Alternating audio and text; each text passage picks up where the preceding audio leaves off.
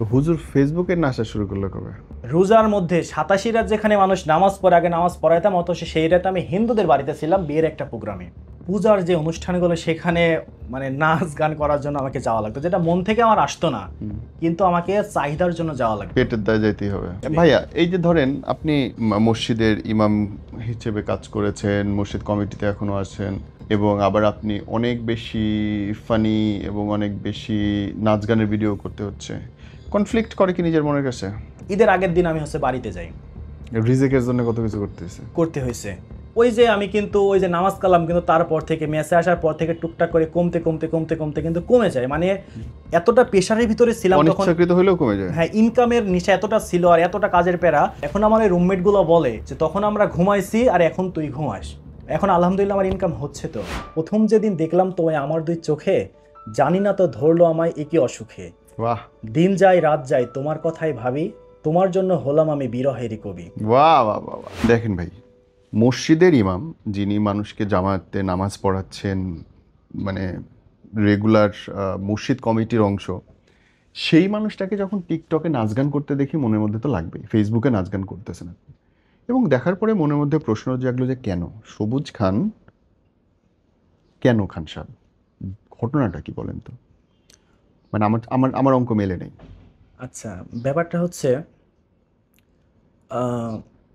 2015 সাল, হুম হুম 14-15। তো আসলে যখন আমি একবারে ছোট ছিলাম, মানে আস্তে আস্তে বয়স হচ্ছে 8 বছর 10 বছর, তখন থেকে আমি মসজিদের সাথে সম্পৃক্ত। জি যেহেতু আমার নিজের আপন চাচা, সে হচ্ছে কোরআনের হাফেজ, হুম তো সেই সুবাদে তার সাথে মসজিদে যাওয়া আসা হতো। তো একটা সম্পর্ক হয়ে গেছে। তো আমার আব্বার চাচাতো ভাই, সে আমাদের মসজিদের ইমামতি নেয়। আচ্ছা তো সে যেহেতু এলাকাতে মানে সাংসারিক কাজ কাম করে, পাশাপাশি ইমামতি করতো। তো সেখান থেকে শীতের সময় আমাদের ওইদিকে খেজুরের গুড়ের আবাদটা হয়, খেজুরের গুড়। কোন জেলা? নাটোর জেলা, লালপুর উপজেলা। লালপুর তো আমরা বিসিএস পরীক্ষার সময় দেখি পড়তে, বাংলাদেশের হ্যাঁ, সবচেয়ে গরম জায়গা। হ্যাঁ, উষ্ণতম ইটস অঞ্চল। Hot baby. হ্যাঁ, হ্যাঁ, সেই হিসেবে আমরাও সবাই। তো সেই হিসেবে সে শীতের সময় গাছ লাগাতো, যেটাকে আমরা গাছ লাগানো বলি, মানে গাছ কাটলে যে রসটা বের হয়।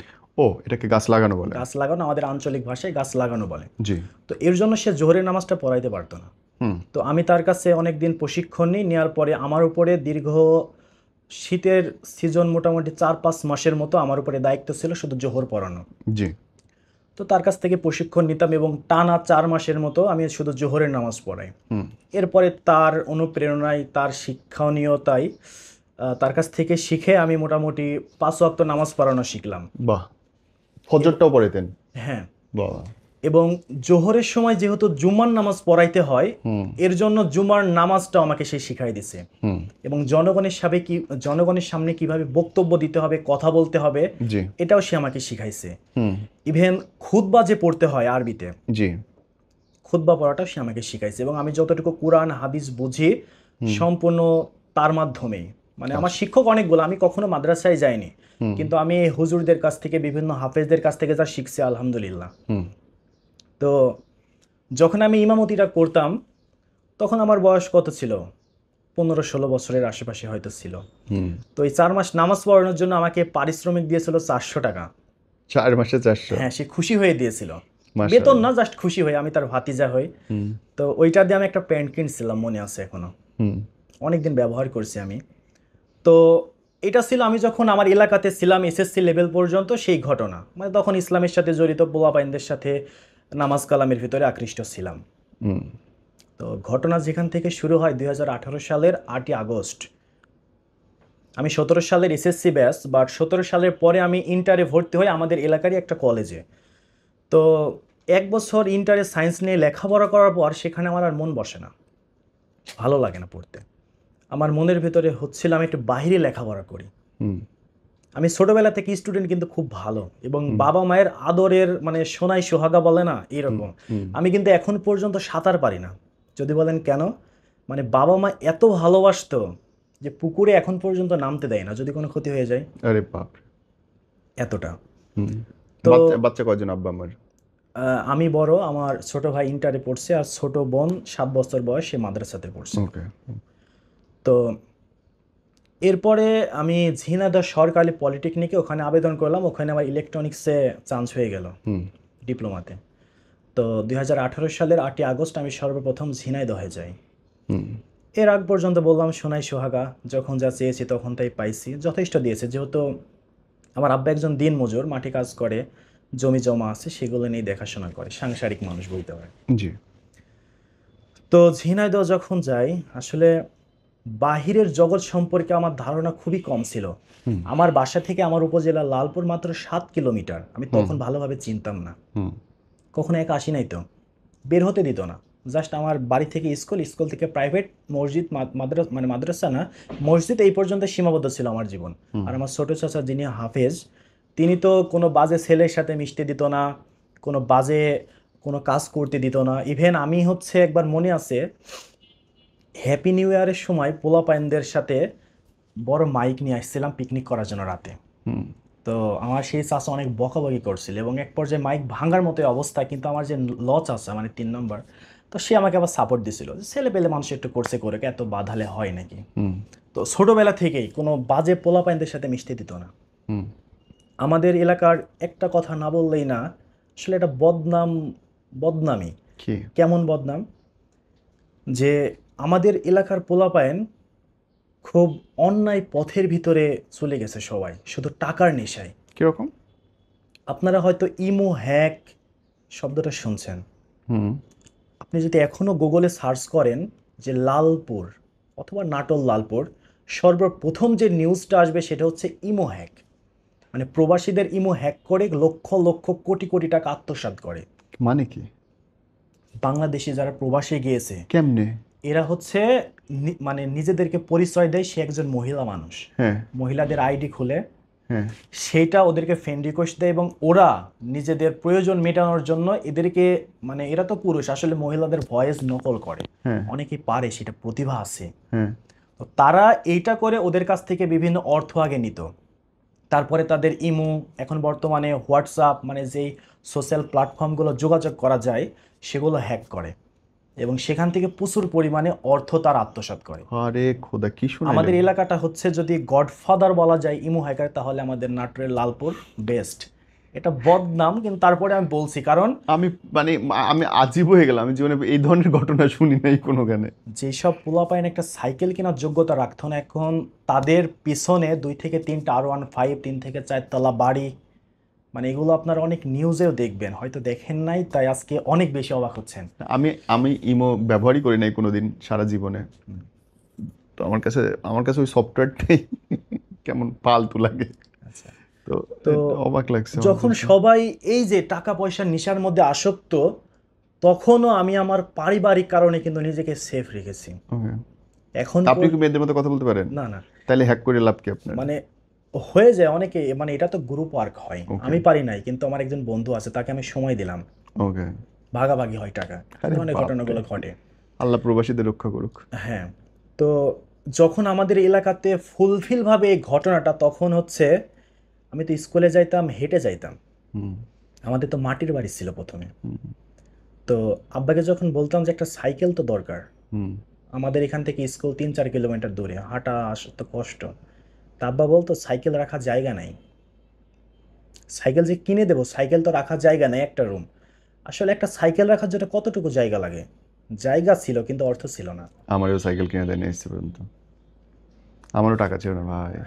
হ্যাঁ, তো আমারও ঘটনা ঠিক এইরকমই।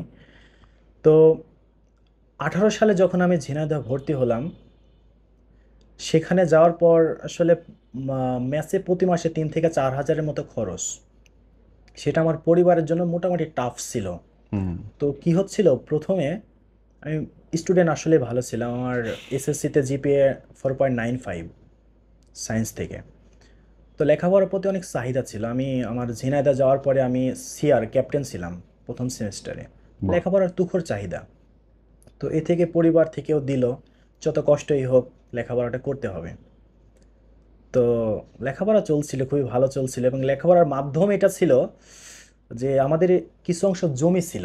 আমাদের গ্রামের নাম গন্ডবিল, বলতে পারেন গন্ড কেন, মানে মারামারি করতো আগে, হয়তো খালি শুনছেন, গন্ডগোল হইতো? গন্ডগোল করতো। আরে বাপরে। আর বিশাল একটা বিল আছে, ওকে। বিল তো বুঝেন। হুম। তো এর জন্য হয়তো সেই পরিপ্রেক্ষিতে গন্ডগোল। তো ওই বিলে হচ্ছে আমাদের একটা জমি ছিল, ওই জমিটা আব্বা বিক্রি করে দেয় লেখাপড়া আমাকে করানোর জন্য। সেটা আমার এক চাচাই নেয়। হুম। তো কথা ছিল এরকম যে সে প্রতি মাসে 4,000 টাকা করে আমাকে দিবে, একবারে দেওয়ার দরকার নাই, যাতে আমার লেখাপড়ার খরচটা চলে। তো যেই কথা সেই কাজ, নিয়ম অনুসারে মোটামুটি 6 মাসের মতো সে টাকা দিচ্ছিল। হ্যাঁ, তো মানুষের আসলে জীবনে ভুল না করলে নতুন কিছু হয় না। হুম। আমি মনে করি যে মানুষকে উঠে দাঁড়ানোর জন্য একটা ভুল দরকার। খুব জরুরি, রাইট। তো আমার জীবনে একটা ভুল, সে আমি চাই বা না চাই হয়ে গেছিল। কেমন হুম। ভুল? আম, বিয়ে করে ফেলছিলেন? না না, বিয়ে করি না, একটা রিলেশন হয়েছিল আমাদেরই কলেজের এক বান্ধবীর কোন সাথে। কলেজে? ঝিনাইদহ সরকারি polytechnic. Same batch? Same batch. তো অনেক সাহস। রিলেশনটা আসলে কেমনে হয়েছিল, আমি তাকে পছন্দ করতাম ব্যাপারটা এরকম না। তাইলে? জাস্ট একটা ছেলে ছিল বা আমাদের বন্ধু, সে আমাকে একদিন ফোন দিয়ে বলে যে সবুজ, ও তোমাকে ফোন দিতে বলছে। কে? সে মেয়েটা, কে সে? নামটা বলতে হবে? না বললে নাই, কিন্তু জাতি জানুক। আচ্ছা, না, না ডাক জানাটাই। নাম? আহ, ডাকনাম তানিয়া। আচ্ছা। আচ্ছা, তো সে আমাকে কি বলে, লজ্জা ভাই বললো তানিয়া। তো হ্যাঁ। সে আমাকে ওই বন্ধু বলে যে তানিয়া তোমাকে ফোন দিতে বলে। Okay. আবার সে এই কথাটা ওকেও বলছে যে সবুজ তোমাকে ফোন দিতে বলে। পাল্লা গটকালি সে কিন্তু করাইছে? আমিও বলি নাই, সেও বলে নাই। সে মানে মাঝখান থেকে সে কেন যে বলছে এখন পর্যন্ত আমি জানি না। আল্লাহ, তো হেভি শয়তান। তো আমি তারে ফোন দিলাম, দিয়ে জাস্ট এই যে কথা টুকটাক, আগে তো একসাথে ক্লাস করলো, এভাবে কথা দেখা সাক্ষাৎ হতো না, মানে আমার হ্যাঁ। এগুলো হয় না। হুম। মানে আমি যে নিজে থেকে কারোর সাথে কথা বলে একটা সম্পর্ক, এগুলো আমার সম্ভব না। ওকে। তো যাক, ওইটা মাধ্যম থেকে আর কি টুকটাক কথা হচ্ছিল আর কি। আচ্ছা। তো তখন তো আমার অ্যান্ড্রয়েড কোনো ফোন ছিল না, একটা ফোল্ডিং ফোন ব্যবহার করতাম। হুম। তো সেখানে কথা বলতে গেলে তো অনেক টাকার দরকার। রাইট। এসএমএস করতাম, ওই যে আপনার 500 এসএমএস কেনা এসএমএস, যাইতো তো আগে। 500 এসএমএস অল্প টাকায় কেনা যাইতো। রাইট। তো ওইটা দিয়ে টুকটাক এসএমএস টেসএমএস হতো, দেখা সাক্ষাৎ এই পর্যন্তই। তো প্রথম সেমিস্টার শেষ, রেজাল্ট আমার মোটামুটি খুবই ভালো, আমি টপ টফিস ছিলাম। মাশাআল্লাহ। তো এরপরে যখন দ্বিতীয় সেমিস্টার রানিং, প্রেম কি দ্বিতীয় সেমিস্টার হয়ে গেছে? মানে প্রথম সেমিস্টার শেষ শেষ ভাব, সেই সময় টুকটাক কথা শুরু হচ্ছে। হয়েছে, হ্যাঁ, হ্যাঁ, শয়তানিটা লাগছে তখনই। তো দ্বিতীয় সেমিস্টারে মোটামুটি শেষ। চলছে আর কি। হ্যাঁ। হ্যাঁ, সবুজ শেষ। তো সেখান থেকে হয় কি, মানে সেই আমি আমি যেহেতু গরিব মানুষের ছেলে, তো আমার চাহিদা খুবই কম। হুম। কিন্তু আমি জানতাম না যে ওই মেয়েটা একটা বড় লোকের মেয়ে ছিল। হুম। এটা আমার আদৌ জানা ছিল না। তাদের ঝিনাইদহ শহরের মধ্যে গার্মেন্টস আছে, তার বাবার টাকা আছে একটা, তার বাপরে। বাবা ভালো ব্যবসা করে, সব মিলাই জেলে অনেক ভালো একটা পরিবেশ। সেখানে আমি কিছুই না, এরকম। তো দ্বিতীয় সেমিস্টার রানিং, তো এর মাঝখানে আমি অবশ্য তাকে নিয়ে কবিতাও লিখছিলাম। হুম হুম। ঠিক আছে। শুনি তানিয়াকে নিয়ে লেখা কবিতা। আচ্ছা, সেই কবিতার নাম ছিল স্বপ্নের পরী। আচ্ছা। কবিতাটা এমন ছিল: প্রথম যেদিন দেখলাম তোমায় আমার দুই মনে, জানি না তো ধরলো আমায়, না, প্রথম যেদিন দেখলাম তোমায় আমার দুই চোখে, জানি না তো ধরলো আমায় একই অসুখে। বাহ। দিন যায় রাত যায় তোমার কথাই ভাবি, তোমার জন্য হলাম আমি বিরহেরই কবি। বাহ বাহ বাহ বাহ। কলেজেতে দেখে তোমায় ভরে না তো মন, তাই তো তোমায় চেয়েছিলাম পাশে সারাক্ষণ। ভালোবাসি তোমায় আমি বলেছিলাম ফোনে, আরও বলেছিলাম রাখবো তোমায় আমার এই মনে। ক্যা বাত। তুমি বলেছিলে আমিও হব তোমার জীবন সাথী, সুখে দুঃখে থাকবো পাশে আমরা দিবারাতি। বাহ। সেই তুমি হাই কেমন করে করলে এমন খেলা, আজ মনেতে অনেক কষ্ট বিরহের জ্বালা। সুখে থেকো ভালো থেকো এই কামনাই করি, তুমি আমার ভালোবাসা আমার স্বপ্নের পরি। তার সাথে রিলেশন চলা অবস্থায় এই বিরহের কবিতাটা লেখা। এ তো আগেই সেট হয়ে রয়েছে কবিতা। ঠিক আছে। হ্যাঁ। তো যাক, চলছিল মোটামুটি সবকিছু ঠিকঠাক চলছিল। তবে আমার একটা সমস্যা আছে। হুম। সমস্যাটা কি, যে এই যে মেয়েদের পর্দা ব্যাপারে, হুম। যেহেতু আমি ছোটবেলা থেকে ইসলামিক মন মাইন্ডের, রিলেশনটা করছি জাস্ট বয়সের ব্যাপারে। হুম। মানে বয়সের একটা দোষ বলে না ব্যাপারটা, জাস্ট বন্ধু বান্ধবদের সাথে আর কি। হুম। কিন্তু এই যে বর্তমান যেমন রিলেশন দেখেন যারা করে, তারা গার্লফ্রেন্ডকে নিয়ে অনেক ঘোরাঘুরি, এটা ওইটার ভিতরে অভ্যস্ত। কিন্তু আমি কখনো চাইনি যে সে অন্য কোনো বন্ধুর সাথে কথা বলুক, বোরকা ছাড়া কলেজে আসুক, এটা করুক সেটা করুক, মানে এগুলো আমার পার্সোনালি সমস্যা। ভালোবাসলে হয়, মানে আমার ভালোবাসাটা কেমন, যে আমি যাকে ভালোবাসি সে শুধুই আমার, হুম। তাকে কেন অবহেলায় রাখতে হবে? সাধারণত একটা ফোন যদি আমরা ভালোবেসে অনেক যত্নে রাখি তাহলে সে তো একটা মানুষ, তাকে কেন সবার মাঝে ছেড়ে দিতে হবে? মানে আমার মন মাইন্ড এইরকম ছিল। তো আমার এই অতিরিক্ত ভালোবাসাটা তার কাছে বিরক্তর কারণ ছিল। মানে সে শহরের মেয়ে তো, মানে এগুলো খুব একটা ভাল মানতে লাগে নাই তার। না, মানতে রাজি না। তো সে বিরক্ত বোধ করতো। আচ্ছা, করতো সেটা বড় কথা না, তারপরে সে আমাকে যথেষ্ট ভালোবাসতো, এটা আমি স্বীকার করি। তো এই প্রেমের সঙ্গে অভিনয়টা যোগ হলো কোত্থেকে? আচ্ছা, আমি একটু বলি। জি। সেটা হচ্ছে আমাদের কলেজে সাংস্কৃতিক সংগঠন ছিল বড় ভাইদের আন্ডারে। হুম তো আমি ছোটবেলা থেকে আপনার আবৃত্তি, তারপরে হচ্ছে গজল টজল এগুলো বলতাম। মানে অভিনয় টভিনয় মোটামুটি ভালো লাগতো, কিন্তু অ্যাক্টিভ ছিলাম না আমি। তো যখন কলেজে একটা অনুষ্ঠান উপলক্ষে বড় ভাইয়েরা একটা আয়োজন করলো, তখন সেখানে আমি একটু উঠা বসা করতাম। তো সেখান থেকেই মোটামুটি একটা ইচ্ছা জাগলো যে না, অভিনয় করতে তো মোটামুটি ভালো লাগছে, কিন্তু প্রফেশনালি না, জাস্ট অনুষ্ঠানের উদ্দেশ্যে। আমি বড় ভাইদের সাথে কিছুদিন রিহার্সেল করছিলাম, কলেজে অনুষ্ঠান। তো ওখান থেকে জাস্ট একটু নমুনা, যে অভিনয়টা জাস্ট ভালো লাগছে, কিন্তু করতেই হবে ব্যাপারটা এরকম না। হুম তো তার সাথে রিলেশন চলা অবস্থায় হঠাৎ করে একদিন তার বাসাতে এটা জানাজানি হয় আমার ব্যাপারটা, হুম যে এরকম ছেলের বাসা এত দূরে, সে এরকম এরকম পরিবেশ লেখাপড়া করছে। হুম তো তারা ব্যাপারটা মানতে পারে নাই প্রথমে, যে সে একটা গরিব মানুষের ছেলে, সে এখানে এসে, মানে তাদের সোসাইটি তো অনেক উপরে ছিল। হুম হুম তো এটা নিয়ে তার মা একদিন আমার সাথে বসে শহরের একটা রেস্টুরেন্টে। সে আমাকে অনেক বোঝায়। বোঝায় বলতে গেলে, দেখো তুমি তো লেখাপড়া কেবল শুরু করছো, চাকরি বাকরি টাকা পয়সার দরকার আছে। তো তুমি হচ্ছে হয় লেখাপড়াই করো, আর যদি আমাকে মেয়েকে পাইতে চাও তাহলে প্রয়োজনে চাকরি বাকরি করো। হুম সে আমাকে অফারটা দেয়। তা আমিও তখন রাজি। রাজি কেন হইলাম, যে লেখাপড়াটা তো আমার করা লাগবে, তার পাশাপাশি আমাকে চাকরি কিছু একটা করতে হবে। করতে হবে। রাইট। তো এই নিয়ে আমি শহরের ভিতরে একটা মানে পার্ট টাইম চাকরি খোঁজার চেষ্টা করছিলাম। তো খুঁজতে খুঁজতে একটা ইলেকট্রনিক্সের দোকানে চাকরিটা আমার হয়ে যায় হুম পার্ট টাইম, যেহেতু আমি সকালে শিফটে, দুপুর 2টা থেকে রাত 10টা পর্যন্ত ইলেকট্রনিক্সের দোকানে। হুম তো সেখানে আমার বেতন ধরা হলো 2,000 টাকা এক মাসে। হুম তো চলছিল এইভাবে 2-1 মাস চলতে চলতে সে একদিন আমাকে বলে, আচ্ছা তোমার ভবিষ্যৎ পরিকল্পনা কি? হুম তুমি কি এই দোকানদারি করেই খাবে, না অন্য কোনো পরিকল্পনা আছে? হুম তা বললাম, যেহেতু ব্যবসা খুবই ভালো লাগছে, এটা করা যায় ভবিষ্যতে। হুম তো সেটার পক্ষে সে খুব একটা ছিল না। তার মানে বর্তমানে ব্যবসাটাকে মানুষ নিতে চায় না, লাখ অনেক টাকা ভয় পায়। ইনকাম হলেও। হ্যাঁ, কিন্তু অনেক ভয়। চাকরি 10,000 বেতন হলেও, আমার জামাই কি আমার ছেলে চাকরি করে ঢাকা ট্রু। শহরে, বিশাল ব্যাপার।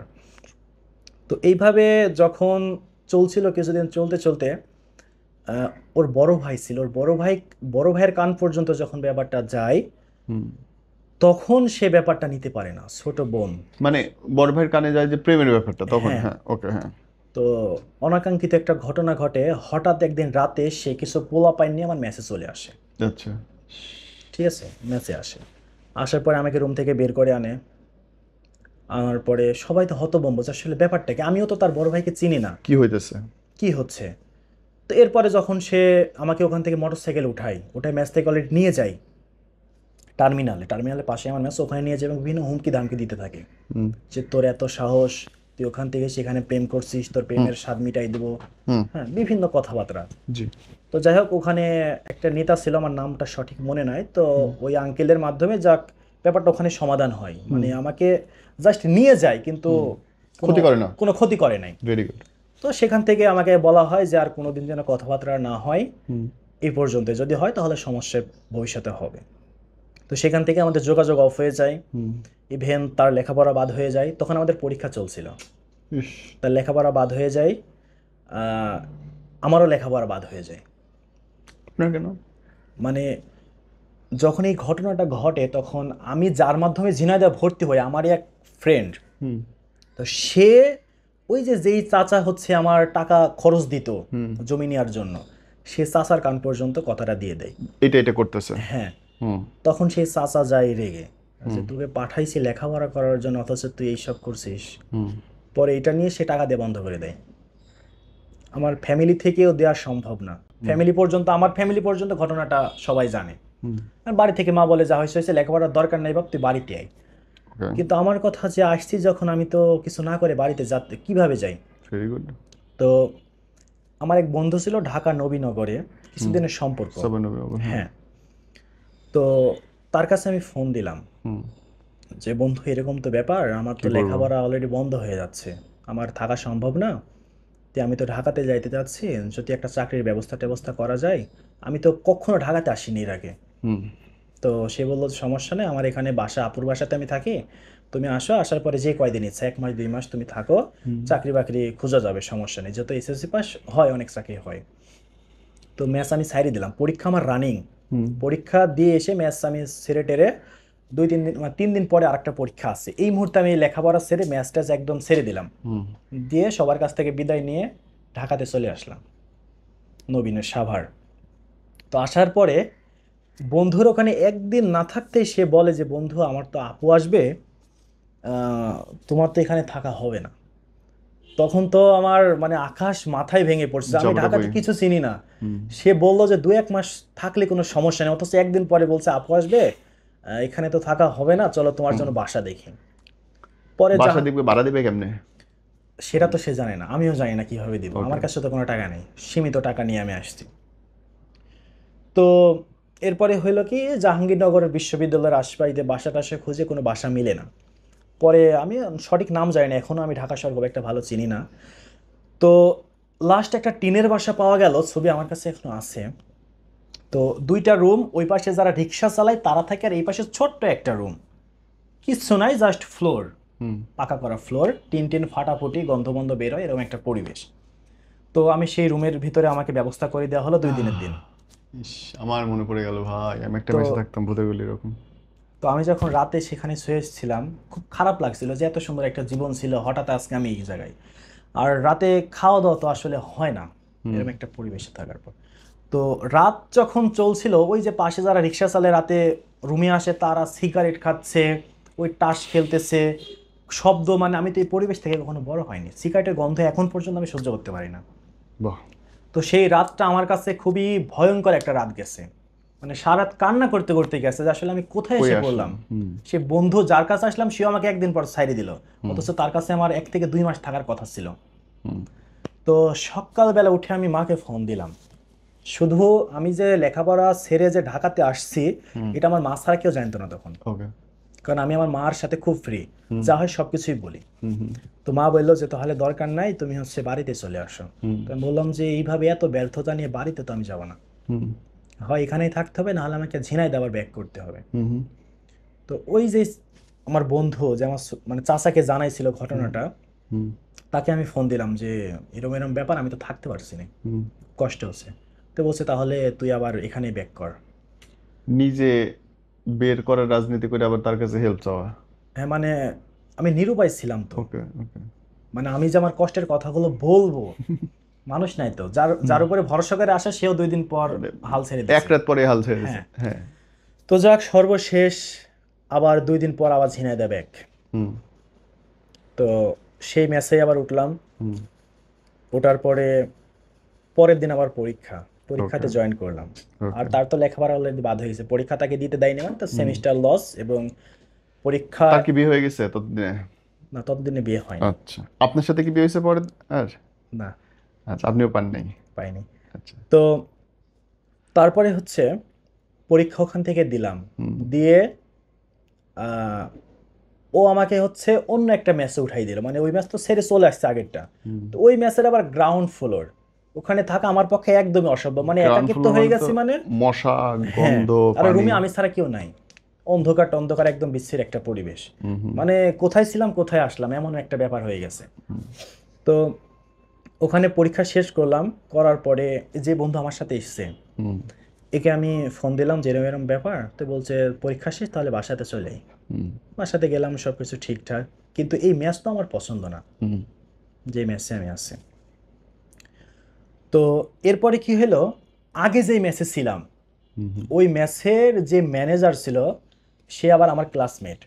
আগের ম্যাচের? হ্যাঁ, হুম প্রথমে যে ম্যাচে ছিলাম আমিও আমার ক্লাসমেটকে উঠাইছিলাম। হুম। তো সে যেহেতু ম্যানেজার, তাকে আমি আর বললাম যে বন্ধু আমি তো যে ম্যাচে উঠছি এখানে পরিবেশ ভালো না, সেভ মি। হ্যাঁ, হুম তো তুমি হচ্ছে বাড়িয়াল আঙ্কেলকে একটু বলো হুম যে আমি তো আবার আসছি, যদি সে অনুমতি দেয় তাহলে আমি আবার আগের ম্যাচেই উঠি। ওকে। তো আঙ্কেলকে বলে সে আবার আমাকে আগের ম্যাচে ওঠানোর ব্যবস্থা করে দিল। তো ওখান থেকে যখন ওই ম্যাচে উঠি, তারপরে শুরু হলো করোনা। করোনা শুরু হওয়ার পরে আবার বাসাতে চলে গেলাম। ওকে। যাওয়ার পরে রুম ভাড়া বাকি পড়লো 4 মাসের মতো। আবার ঝিনাইদহ ব্যাক করার পরে রুম ভাড়া দিতে পারি নাই, মানে বাসা থেকেও দিতে পারি নাই, আসার পরে যে দেবো সেটাও পারি নাই। তো আঙ্কেল যাই হোক বিরক্ত বোধ করে ম্যাচ থেকে বের করে দেয়, ওকে। যে তাহলে দরকার নেই, তোমার আগে একটা রিপোর্ট ছিল সেটা মেনে নিয়ে উঠতে দিলাম, আবার টাকা পয়সা দিচ্ছ না। তো এরপরে আরেকটা আন্টির বাসা ছিল, আরেক বন্ধুর মাধ্যমে আন্টির বাসাতে উঠলাম। সেই বাসাতেও 2-3 দিনের মতো ছিলাম। ওখানের পরিবেশও ভালো না, মানে আমার পরিবেশগতভাবে মেনে নিতে পারছিলাম না। আমার এখানে ঠিক আছে তো?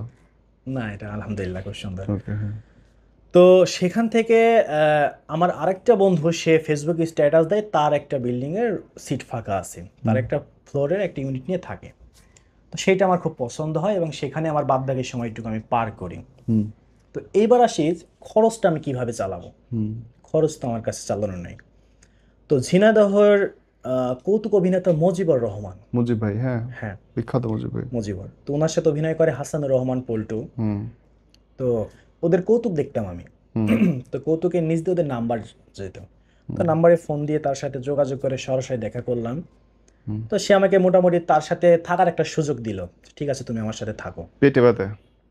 না, জাস্ট শিখবো অভিনয়, ক্যামেরা ট্যামেরা, জাস্ট এইটুকুই। ওকে। কিছু দিলে দিবে, না দিলে না, ব্যাপারটা এরকম। তো তাদের সাথে থাকার জন্য আমাকে 5,000 টাকা দেওয়া লাগবে ইন্টার্ন করার জন্য? হ্যাঁ। জি। তো তারপরে মায়ের কাছে বললাম, কষ্ট মষ্ট করে টাকাটা দিল। কষ্ট মানে বলতে গেলে সুদের উপর নিয়ে দিছিল, ঠিক আছে। তো তাদের সাথে আমি টুকটাক কাজ কাম শুরু করছিলাম। তো আমাকে জাস্ট আসা যাওয়ার ভাড়াটা দিত, কোনো টাকা পয়সা আমাকে দিত না। এটা বলতেছেন কত সালের ঘটনা?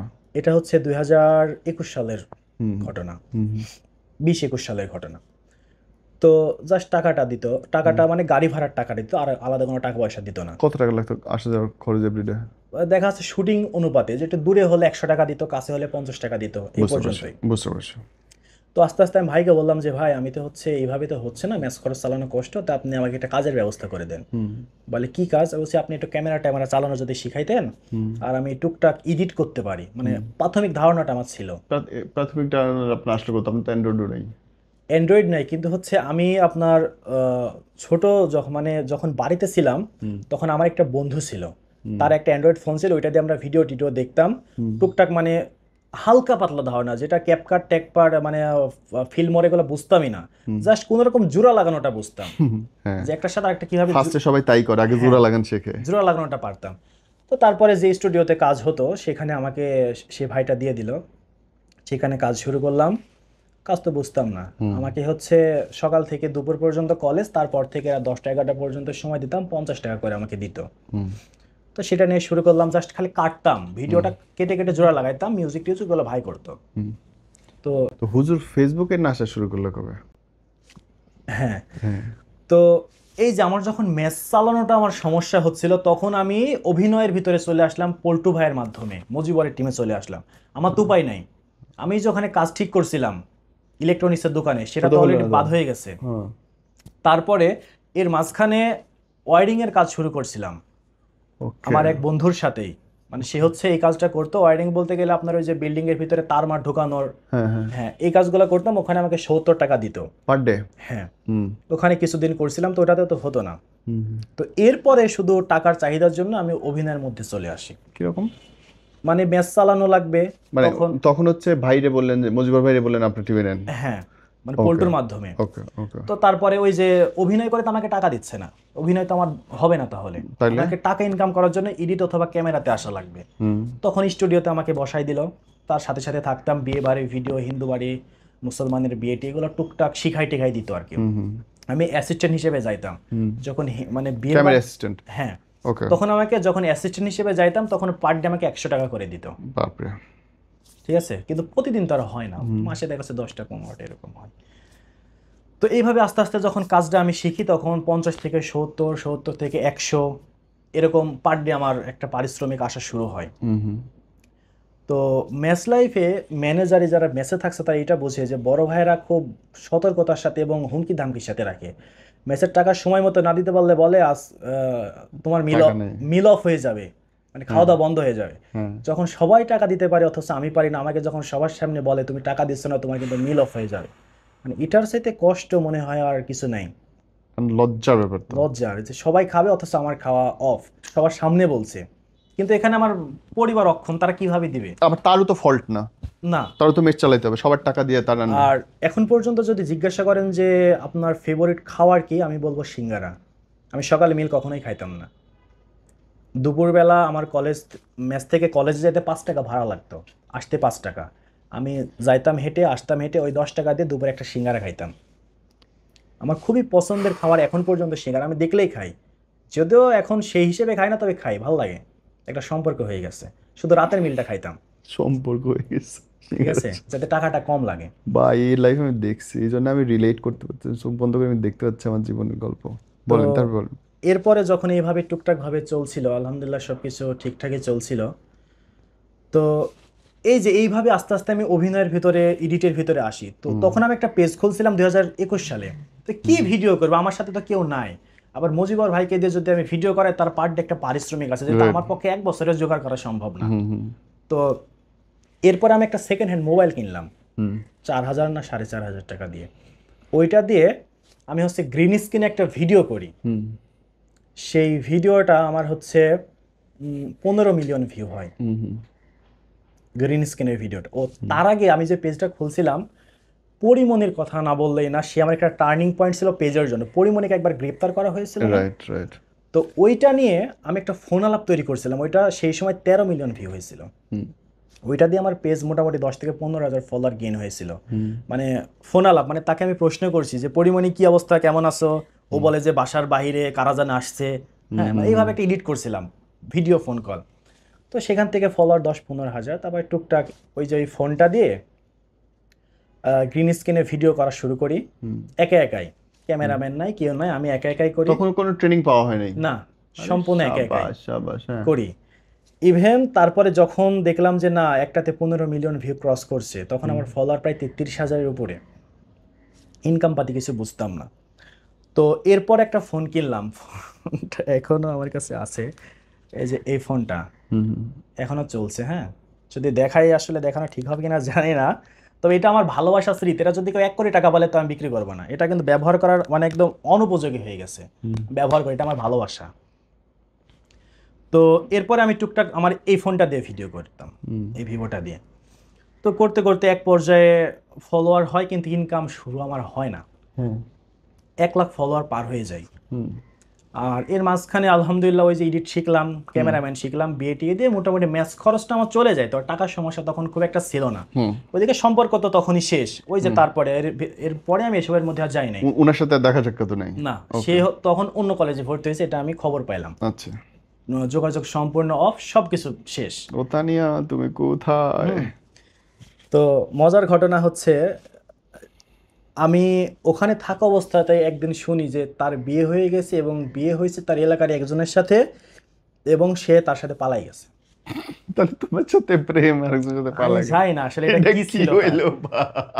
তো তখন আমি খুবই খুশি হই। আর এই নিয়ে যে আমি বারে বারে বলি যে নারীদের প্রেম বিশ্বাস করতে হয় না, মানুষ আমারে বকাবাজি করে, প্রমাণ। হ্যাঁ, তো যাক, তারপরে ভাই। সে পালাইছে, আলহামদুলিল্লাহ, খুবই ভালো। তার পছন্দের মানে খুব ভালো। পছন্দের মানুষ না হলে সে তো পালাইতো না। রাইট। হয়তো আমি তার কিন্তু যোগ্য তোমার ছিলাম না। পছন্দের মানুষ ভাইয়া পালাই গেল, এটা একটা অসুবিধা। যাক, আলহামদুলিল্লাহ। আলহামদুলিল্লাহ, হ্যাঁ। তো 22 সালে যখন আমার ডিপ্লোমা শেষ হয়, তখন আমার পেজে মনিটাইজ অন হয় 1,10,000 ফলোয়ার যখন, তখন। Okay. তো মনিটাইজ অন হওয়ার পরে ডলার টুকটাক ঢুকছে, তখন আমার ডিপ্লোমা শেষ হয়ে যায়। শেষ হওয়ার পরে আমি ঢাকাতে ইন্টার্নি করার জন্য আসি, আপনার ওই ইয়েতে কামরাঙ্গীর চর। তো ওখানে আসার পরে যেহেতু আমার কন্টেন্ট ক্রিয়েশনের মাথায় আমার আসে যে এখান থেকে আমার কিছু একটা করা লাগবে, আমার চাকরি বাকরি মোটেও পছন্দ না। তো ওখানে 2 দিন আমি ইন্টার্নি করি একটা কোম্পানিতে। করার পরে ওদের হচ্ছে আপনার ওই যে ফায়ার, মানে আগুন ধরলে কীভাবে নিভাতে হয় প্রশিক্ষণ হয়। তো এই প্রশিক্ষণটা যখন হচ্ছে ওখানে হয়, আমি ওইটা আবার ভিডিও করছিলাম, পেজে আপলোড দিই। ওইটা দেখে ওখানকার জিএম স্যার আবার আমার পরে সেই খেপা, যেটা কেন করছো। 2 দিন পর 3 দিনের দিন আমাকে আর গেটে ঢুকতে দেয় না, যে তোমার ইন্টার্ন এখান থেকে ক্যান্সেল। আমি আবার হতাশ, কি করব, আমাকে ওখান থেকে ঢুকতে দেয় না, মানে আমার ইন্টার্নি ক্যান্সেল। পরে আমি আমার এক খুব ভালোবাসার স্যার, মাহবুব স্যার, তাকে আমি খুব সম্মান করে শ্রদ্ধা করি, তার কাছে ফোন দিলাম। সে বললো যে ঠিক আছে, এরম যখন হয়েছে তোর ইন্টার্নি করার দরকার নেই, তোর সব ব্যবস্থা আমি করব, থিসিস করে ফেলো। হ্যাঁ দরকার নাই, এখন তুই কি ঢাকাতে থাকবি না বাসাতে যাবি? আমি বলছি, স্যার হচ্ছে এখানে আবার তানজিল জনি আছে না ঢাকাতে? হুম হুম হুম, তো মেকআপ আর্টিস্ট। হ্যাঁ, তো কোনো এক মাধ্যমে আবার তার সাথে আমার যোগাযোগ হয়।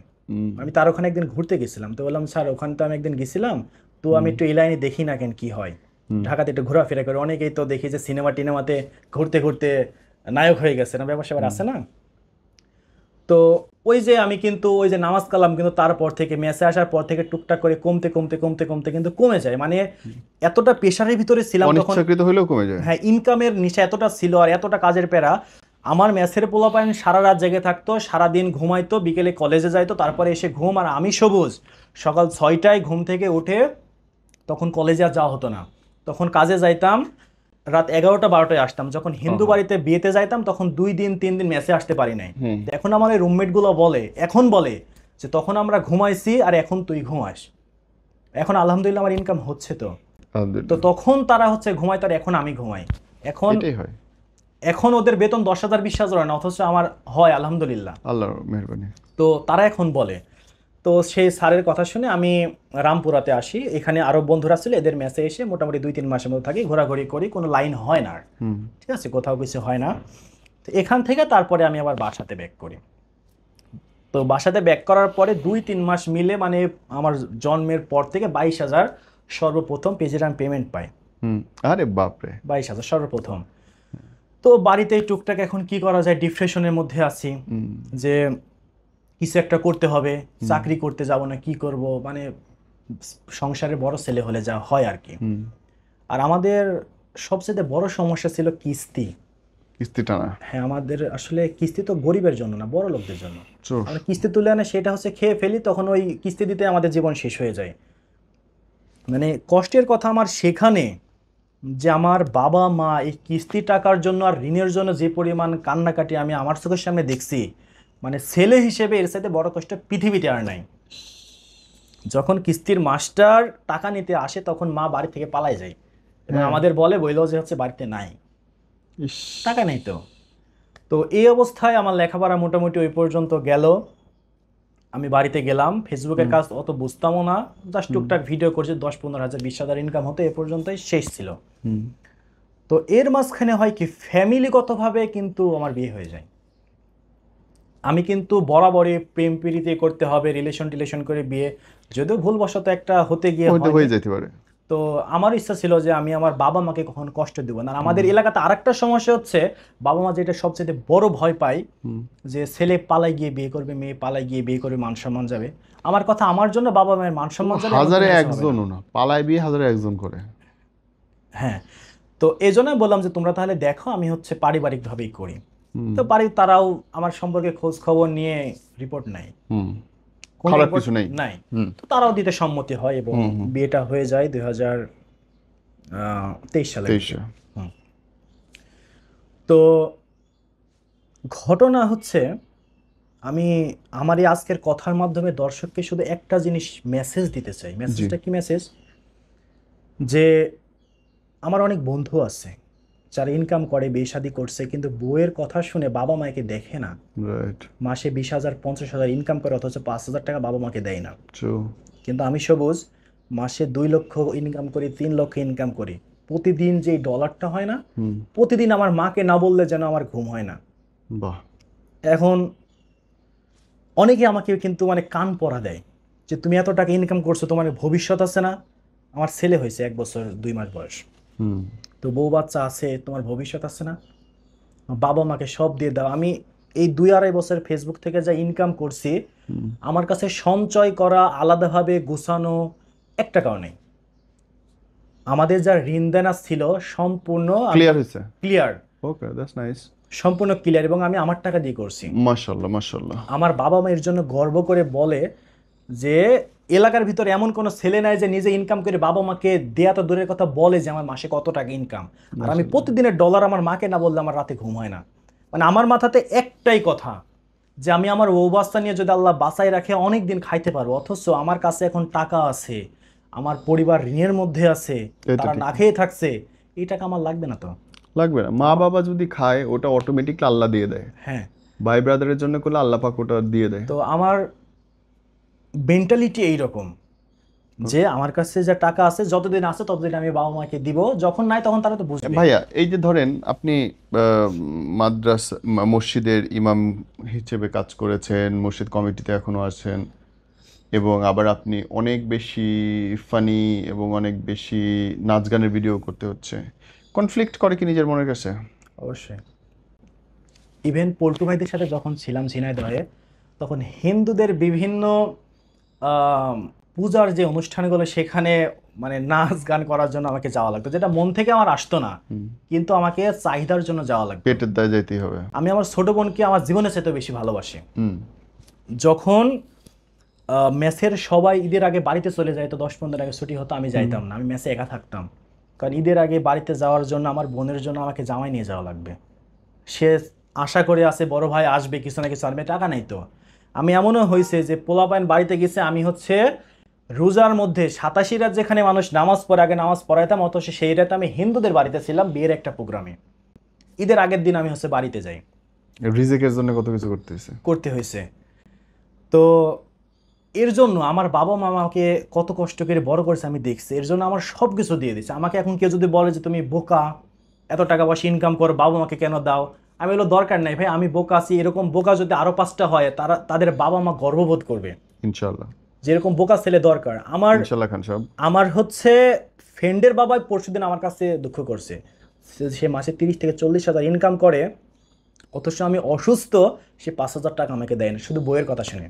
এখানে যদি বইয়ের প্রসঙ্গে আসি, তার কথা না বললেই না, আসলে একটা মানে যা যায় তার সাথে নাকি ভালোটা আসে, এই বিষয়ে আলহামদুলিল্লাহ।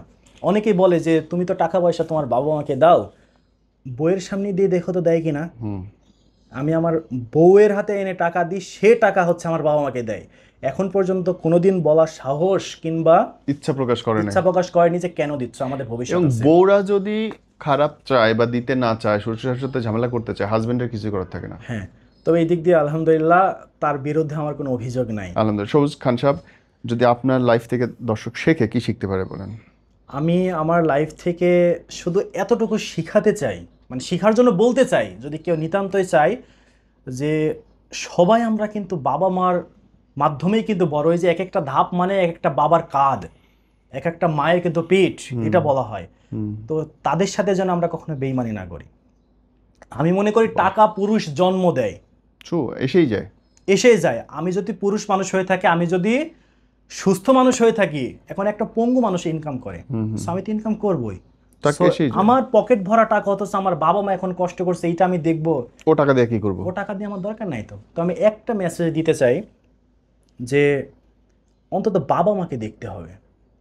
আমার বন্ধু বান্ধবদেরও বলছি যে তোমরা যারা ওই যে বউয়ের কথা শুনে, শাশুড়ির কথা শুনে বাবা মাকে কষ্ট দিচ্ছ, এটার জন্য তোমাদেরও ছেলে পেলে তো আল্লাহ দিচ্ছে।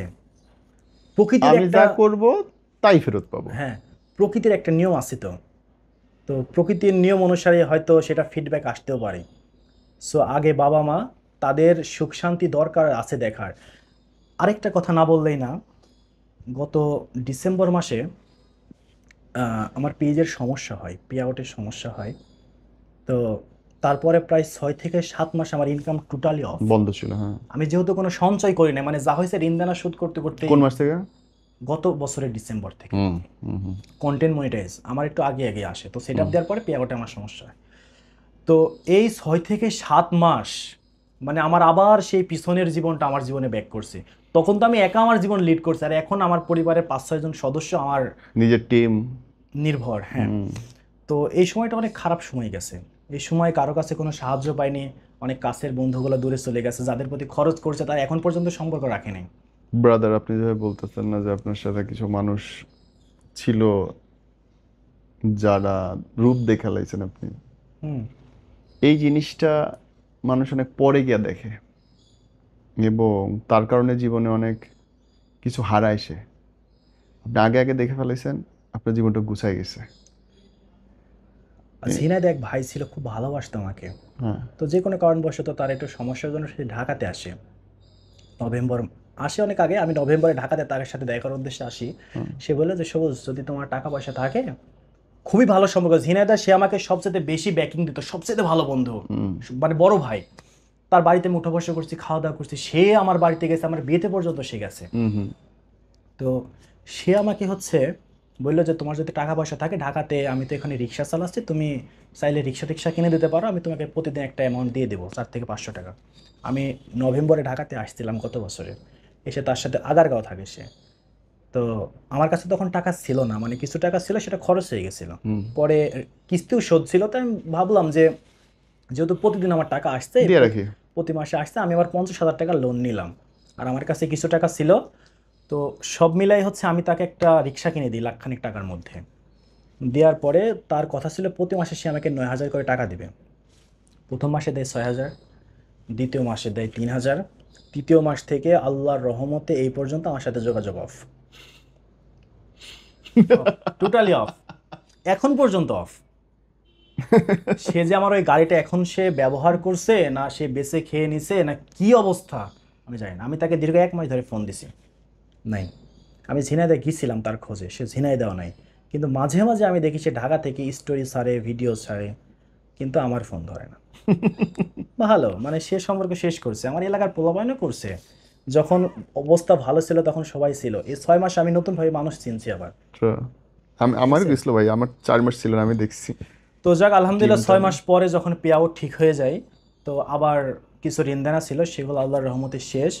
এবং আমি তো যেহেতু এলাকাতে আছি, আবার নামাজ কালাম এলাকাতে থাকলে হয়, তো সবার ভালোবাসার পরিপ্রেক্ষিতে দীর্ঘ 4-5 মাস থেকে আমাদের মসজিদের ক্যাশিয়ার, সেক্রেটারি, আবার 2টা দায়িত্ব পালন করতেছি।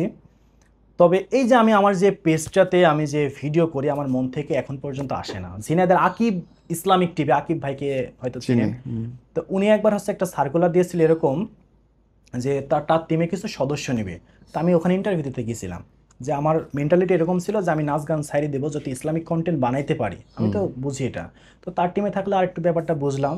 তো সেখান থেকে আমি হয়নি, সে আমাকে রাখেনি। তো আমি যে এখন পর্যন্ত এই নাচ গানের ভিডিও করি, আল্লাহর রহমতে ভাই আমি বলছি আমার মন থেকে এখনও আসে না, এখনও মন থেকে আসেনি। এর জন্য আমি দ্বিতীয় একটা পেজ খুলছি, ওখানে সেরকম মিউজিক ব্যবহার করি না, জাস্ট ওটার নাম দিচ্ছি হচ্ছে হক সাহেব, সবুজ হক সাহেব। মানে বর্তমান সমসাময়িক নিয়ে জাস্ট যারা সত্য না বললেই না সেটা ওখানে তুলে ধরি। মানে নাচ গান এগুলো আমার করতে ভালোই লাগে না।